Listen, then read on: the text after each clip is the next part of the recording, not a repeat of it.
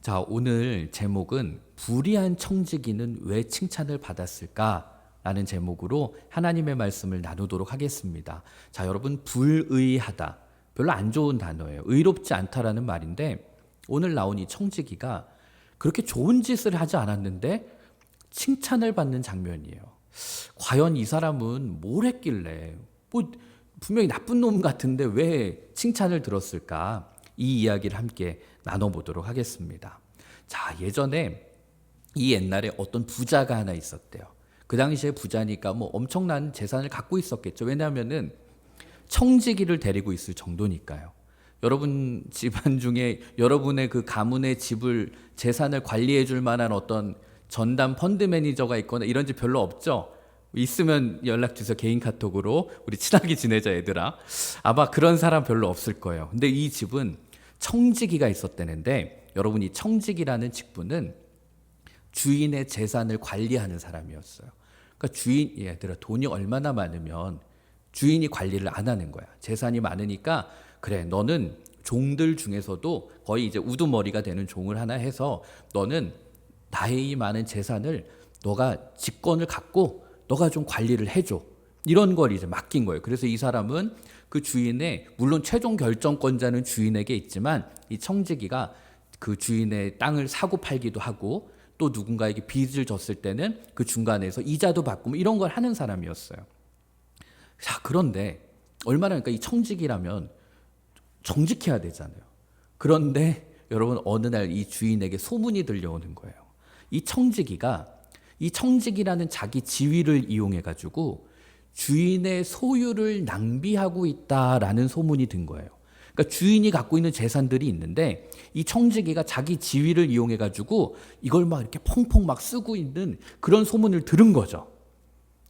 이걸 듣고 가만히 있을 주인이 어디 있겠어요. 그래서 이 주인이 청지기를 부릅니다. 너 일로 와봐. 그리고 불러서, 야, 내가 지금 너에게 의해서 들리는 이 소문이 진짜야? 야, 어떻게 너 그럴 수가 있어? 너는 해고당해도 마땅해. 너 해고야. 이제 그만둬.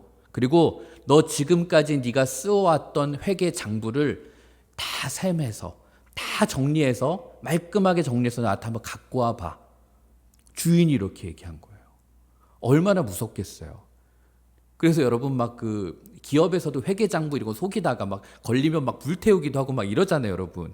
이 사람한테 이제 주인이, 야, 너 다 정리해서 한번 갖고 와봐. 이렇게 얘기한 거예요. 청지기가 얼마나 놀랬겠어요. 아, 이거 큰일 났다. 나 진짜 어떡하냐, 막. 근데 머리가 좀 좋았던 것 같아요. 이 사람이 막 머리를 굴리다가 딱 생각이 하나 난 거예요. 이제 내가 어떡하지? 나 이제 일자리도 잃고, 그렇다고 내가 막 나가서 노가다, 육체 노동을 할 만큼 내가 건강하지도 않고, 그렇다고 길바닥에 나 앉아가지고 한 푼만 주십시오 이러고 구걸해서 내가 먹고 살기에는 너무 또 창피하고. 근데 아이디어가 하나 떡 떠올랐는데, 내가 이렇게 행동하면 내가 길거리로 쫓겨나 앉아도, 여기서 내가 해고를 당해도 이 사람들이 나를 챙겨줄 수 있겠다. 방법이 하나 있겠다. 이런 생각이 난 거예요. 이게 뭐였냐면 그 주인에게 빚을 진 사람들이 있잖아요. 그래, 너는 얼마 빚졌고 너는 얼마 빚졌고 이렇게 빚진 사람들이 있는데 가가지고 그 사람들이 진 빚을 탕감시켜주는 거예요. 줄여주는 거예요. 그래서 예를 들어서 예찬이가 100만 원을 나한테 빚을 졌는데 불러가지고 이제, 야, 50만 원만 갚아. 이렇게 되는 거예요. 예찬이가 얼마나 좋아요. 나 50반만 갚아도 되네. 이렇게 해서 사람들이, 청지기님 고맙습니다. 이렇게 호의를 얻으면 나중에 이 청지기가 길바닥에 내앉아도, 그래도 저 청지기 저기가 나 빚 탕감받을 수 있도록 도와줬지. 얼마나 좋겠어. 그러니까 이러면 사람들이 나를 좀, 내가 길가로 버려져도 나를 챙겨주겠다. 이런 생각이 든 거예요. 그래서 진짜로 이 청지기가 이거를 실행에 옮깁니다. 자, 이제 주인에게 빚을 누가 지고 있나 명단을 쫙 봤어요. 한두 명 적겠어요. 돈이 많으니까.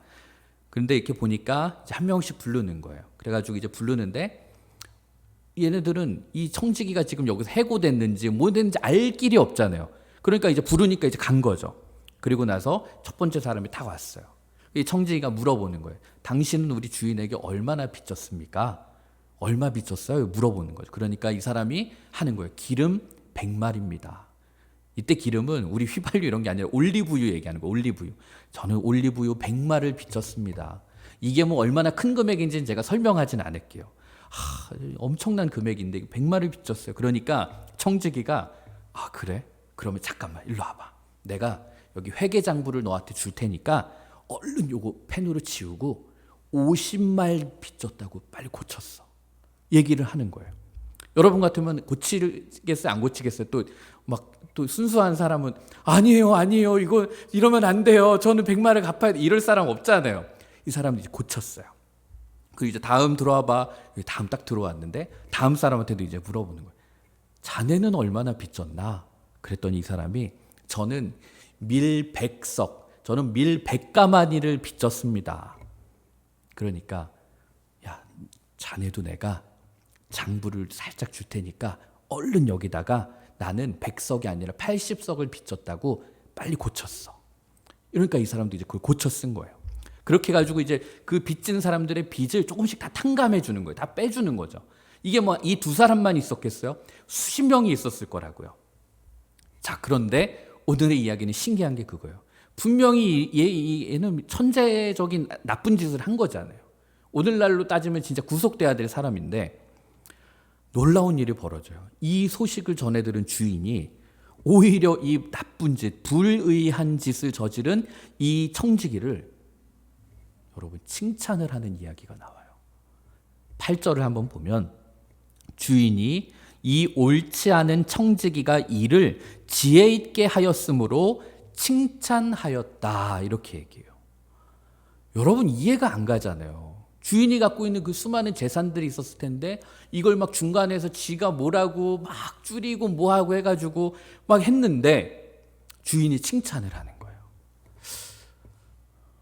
왜 그럴까요? 저는 아무리 봐도 이해가 안 가더라고요. 분명히 나쁜 짓을 했고 얘는 진짜 쫓겨나야 마땅한 사람인데 주인이 칭찬을 해요. 자, 여러분 이 본문이 사실은 되게 해석하기가 어려운 본문이고 되게 다양한 해석들이 나오는 본문이기도 해요.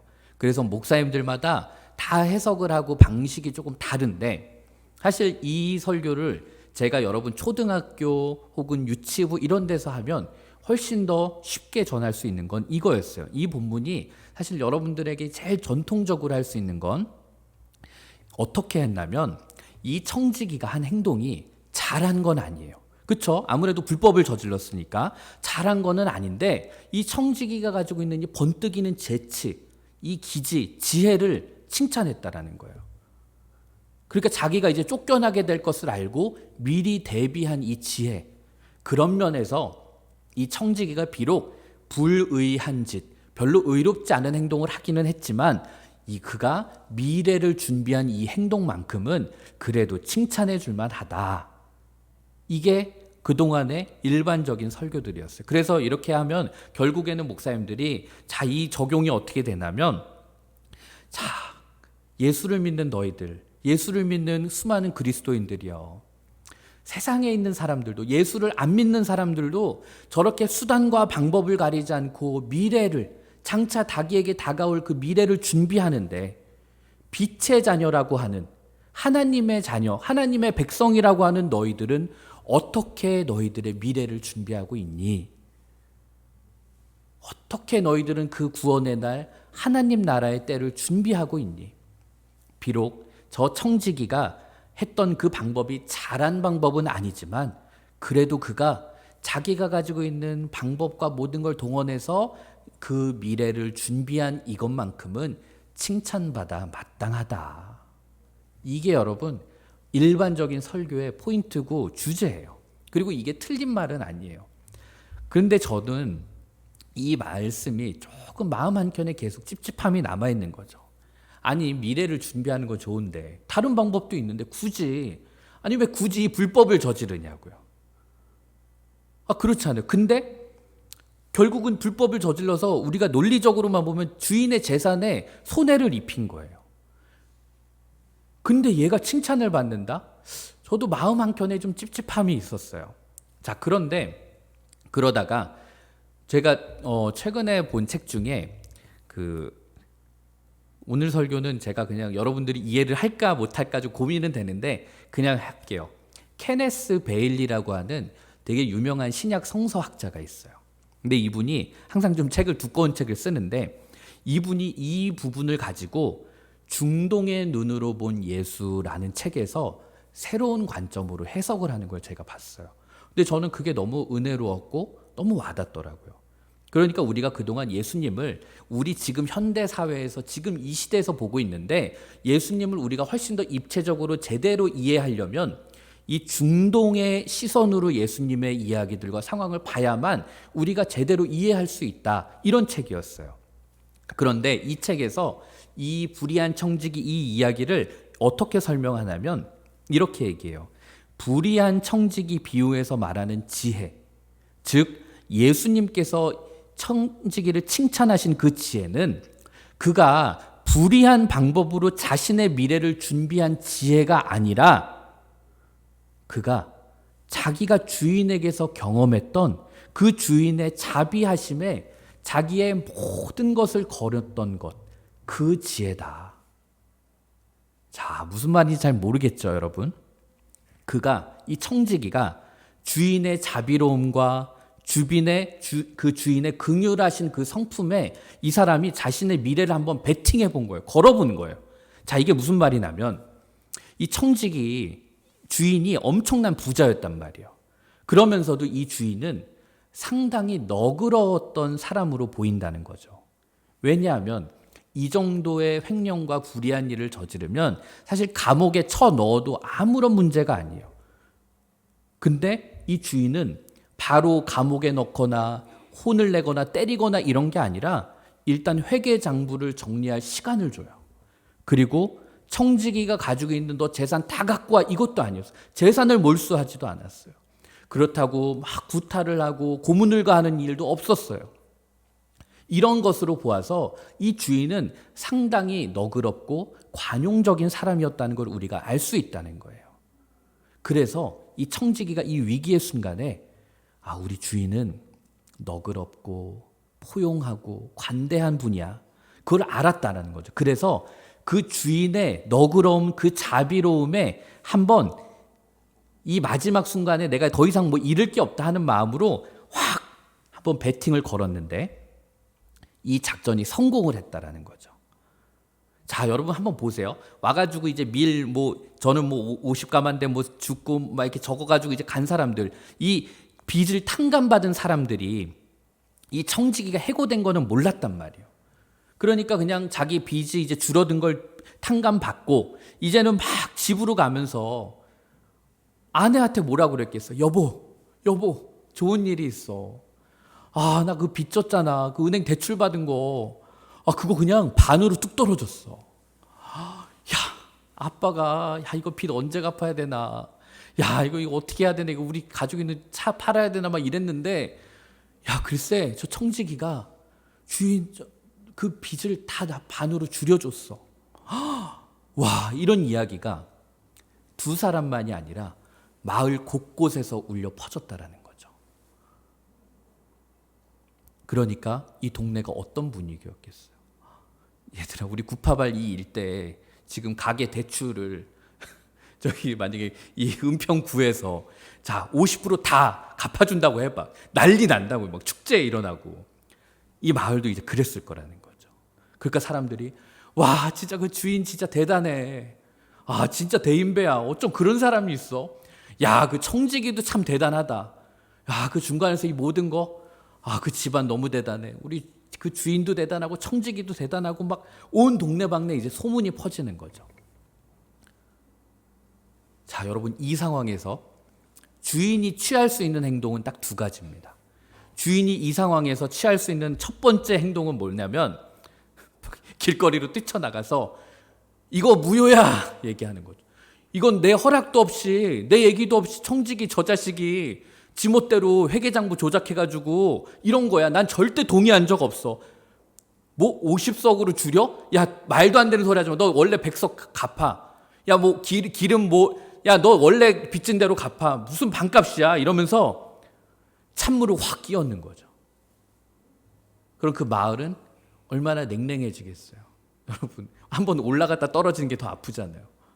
야, 막 가계대출 탕감받았다가 뭐야 다시 예를 들어 막 대학교 합격했는데 다시 불합격 통보 받아봐. 처음부터 불합격 통보보다 더 힘들잖아. 난리가 나는 거죠. 그러면 이제 사람들이 막 아우 저 인간 그래 저렇게 옹색하게 돈 아끼고 저 구두쇠처럼 할 때부터 알아봤어. 막 난리가 날 거 아니에요. 주인의 그런 관대함과 자비로움은 싹 사라지는 거예요. 자, 그런데 두 번째 방법이 있어요. 이 두 번째 방법은 이 주인이 그냥 모른 척하고 슬그머니 넘어가는 거예요. 그럼 어떻게 될까요? 그냥 이 동네에서 이 주인은 영웅이 되는 거예요. 스타가 되는 거예요. 와, 진짜 그분은 너그럽고 관대하고 자비롭고 저런 분이 없어. 저런 분이 진짜 우리의 진정한 대표고 리더야. 온갖 칭송과 칭찬이 자자했겠죠. 그런데 여러분, 주인은 1안을 선택할까요? 2안을 선택할까요? 2안을 선택했어요. 두 번째 거. 그래서 결국 이 주인은 이 동네에 영웅이 될 수 있었다는 거죠. 그래서 주인은 이 청지기의 그 재치와 지혜, 어떻게 보면 좀 이 약삭 발음 덕분에 이 주인이 많은 사람들에게 칭송과 칭찬을 듣게 된 거죠. 그렇기 때문에 여러분, 오늘 제가 담임 목사님 설교랑 다른 관점으로 설교를 하는 건 담임 목사님 설교도 분명히 맞는 해석이에요. 그래서 담임 목사님 설교도 한번 들어보면 좋아요. 근데 저는 제가 케네스 베일리라는 이 사람의 이 책을 보면서 와, 이걸 이렇게도 해석할 수 있구나. 이걸 알아서 제가 담임 목사님이랑 설교 방향이 다르지만 저도 역시 담임 목사님의 관대함에 이 설교를 걸고, 제가 뭐 좀 다른 논조로 했다고 해서 목사님이 야, 너 왜 그런 해석을 해? 라고 하지 않을 걸 알기 때문에 제가 좀 다른 관점으로 여러분들이랑 나눠보는 거예요. 그래서 여러분, 여기서 중요한 건 여기서 나온 이 주인은 우리가 믿는 하나님 아버지를 상징하는 거예요. 그래서 이 비유를 통해서 예수님은 우리들에게 어떤 이야기를 해주고 싶으셨는가 하면, 청직이라고 불리는 우리가 지금 믿고 있는 그 하나님 아버지, 이 우리 하나님의 이 주인은 어떤 분이신가 하는 거예요.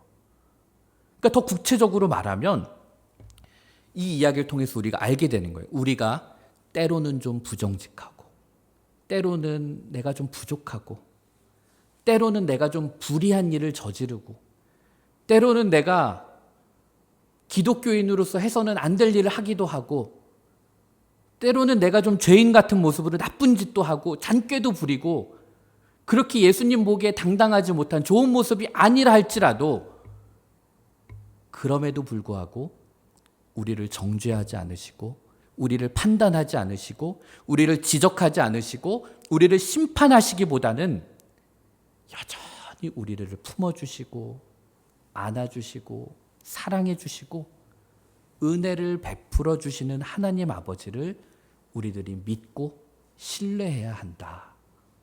이 이야기를 하고 있는 본문이라는 거예요.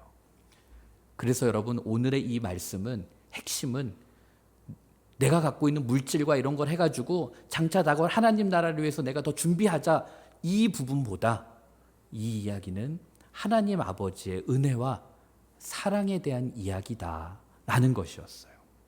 우리가 믿는 하나님은 너희들도 봐. 내가 너희들 한 주간 어떻게 살았는지 모르겠어. 근데 안 봐도 뻔해.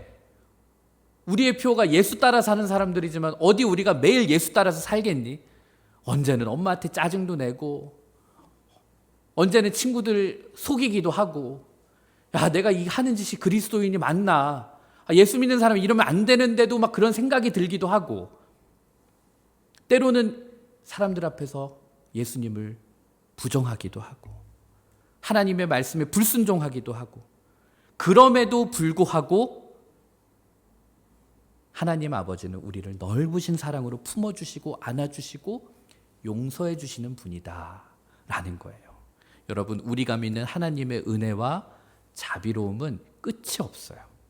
그렇기 때문에 여러분들이 삶의 자리가 형통하고 잘 풀릴 때다, 아니면 인생이 망한 것 같고 실패하고 도저히 하나님의 얼굴을 보기조차 부끄러운 때에도, 내가 죄에 넘어지고 내가 그냥 지쳐 쓰러지고 누가 봐도 저놈은 쓰레기야라고 손가락질할 수 있는 그런 위기의 상황 속에 있다 할지라도 하나님은 여전히 우리를 사랑하시고 은혜를 베풀어 주시는 분이기 때문에 우리가 인생을 걸어가면서 그분의 손을 꼭 붙잡고 걸어갈 수 있어야 된다는 거예요. 시편 37편에 보면 이런 말씀이 있어요. 23절을 보면 여호와께서 사람의 걸음을 정하시고 그의 길을 기뻐하신다 이랬어요. 하나님께서 저와 여러분을 불러서 그리고 여러분들이 걸어가는 그 길을 하나님도 함께 보면서 기뻐하신다는 거예요.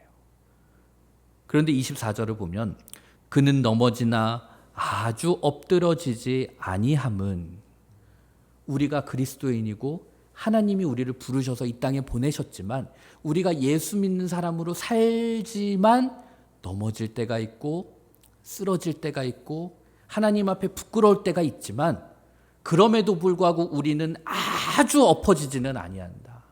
왜? 여호와께서 그의 손으로 붙드시기 때문이다. 하나님 이 말씀을 주고 계신 거예요. 여러분들이 앞으로도 내가 정말 완벽하게 예수님 닮은 모습으로 살아간다고 다짐은 해도 여전히 우리는 무너질 거예요. 저도 마찬가지예요. 저도 앞에서 멀쩡하게 여러분들에게 설교하는 것 같고 괜찮아 보이긴 하지만 저 역시 누군가가 너무 미울 때가 있고 저 역시 속에서 막 욕이 막 터져 나올 때가 있고 화가 나고 막.